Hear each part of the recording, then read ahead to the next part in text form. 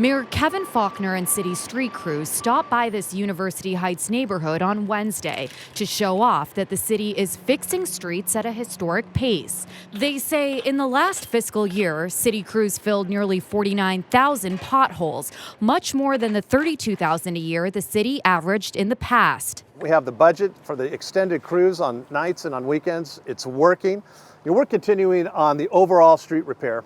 And my goal was to hit 1,000 miles of road in 5 years or less. We've hit that. We're continuing on. The mayor attributes the success in part to tripling the number of road repair crews. He also says the Get It Done app has been helping. The app allows residents to alert the city of a pothole they want filled. The city's transportation director says they're also using technology that helps them figure out which streets have the worst potholes. Every about 5 years or so, what we're doing is we have a company that goes out and they drive every mile of every street. They actually take a very fine reading of the pavement, and we actually have video files, and it's something that allows us to program the funds where they're most needed. They're also tracking their work on their website. You can plug in an address and see all the road repairs from the last 5 years and the type of repair.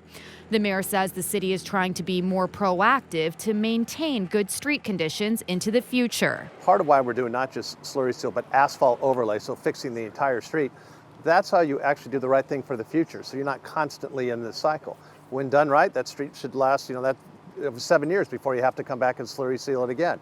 That's the type of preventative maintenance that is so incredibly important for the long term. Officials also say they're doing a better job of coordinating different projects. One of the big changes was to look at other projects that the city is doing. When you look underneath any street, you're going to have water and wastewater lines and stormwater lines. So when the city is actually repairing those, what we're doing now is when that work is done, you're going to get a new street on top of it. But neighbors at the media event weren't so sure. One woman said the water lines on the street were replaced over a year ago, but the street still hasn't been fixed. She says the city notified her a week ago that crews would be repaving the street this week, but it hasn't happened yet. For example, Florida, right down the street, it's been completely repaved and has looked fine for months now. So when I got this, I figured that was what they were going to do, is really repair the street.